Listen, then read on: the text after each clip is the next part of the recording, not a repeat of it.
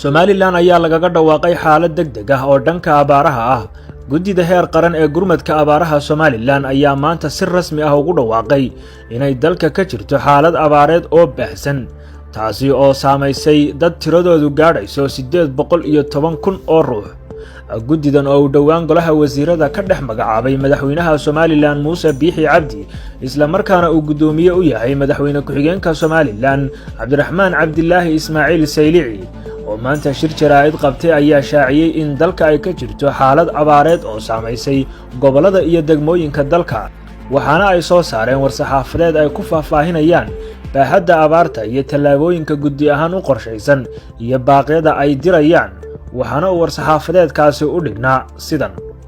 kadib markii roobabkii gugu uu teelteel ku ahaa qaybo ka mid ah dalka, roobabkii dayrtana aan la helin, waxa maragmadoon ah in dalka ay ka jirto xaalad abaareed. haddaba iyada oo lagu salaynayo warbixinta hordhaca ah ee hay-adda NEDFOR ee la xidhiidha xaaladda abaarta ayaa waxaa fadhigii 83aad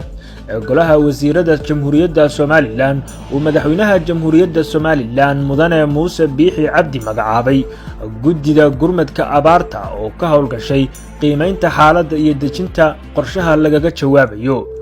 Guddiga qaran ee abaarta ayaa waxa ay bilaabeen howlaha gurmadka abaarta iyaga oo qaaday tallaabooyin kala duwan, kuwaasi oo kala ah howlgelinta guddida farsamo oo ka kooban wasaaradaha xubnaha ka ah guddida abaarta iyo hay-adda NEDFOR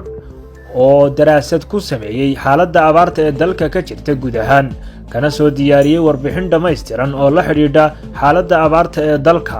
dayactirka iyo kicinta ceelasha dhaadheer ee biyaha, kuwaasi oo ay tiradoodu dhammayd 41 ceel,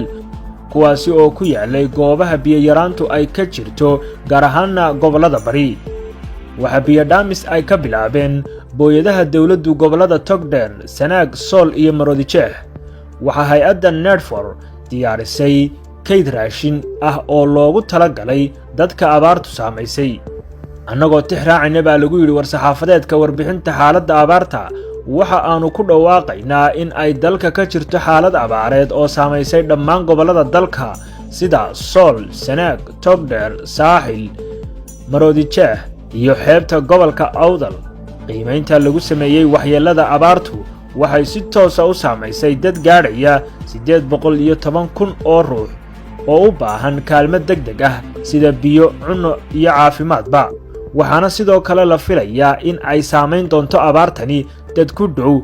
1,200,450 ruux 4 bilood ee soo socda. haddaba si wax looga qabto xaaladda, waxay xukuumaddu qoondaysay qarash dhan 3 milyan oo dollar oo loogu talagalay raashin, biyo-dhaamis iyo kicinta ceelasha xumaaday. waxa aan farayaa guddiyada gurmadka abaarta ee heer gobol in ay u diyaargaroobaan wax ka qabadka xaaladda abaareed ee jirta, kaalintoodana ay ka qaataan, ayaa lagu yidhi warbixinta ay maanta soo saareen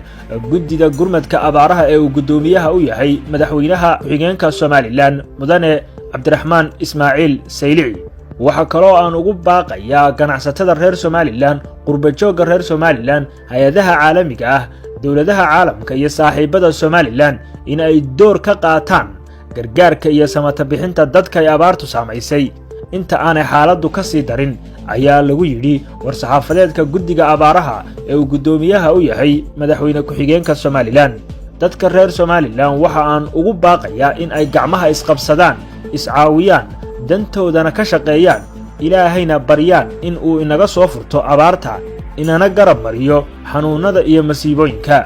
haddaba laga bilaabo maanta waxa aan ku wargelinaynaa in cid walba oo doonaysa in ay wax ka qabato abaarta dalka ay waajib tahay in ay soo marto guddiga gurmadka abaarta, ayaa lagu yidhi war-saxaafadeedka ay soo saareen guddiga gurmadka abaaraha Somaliland.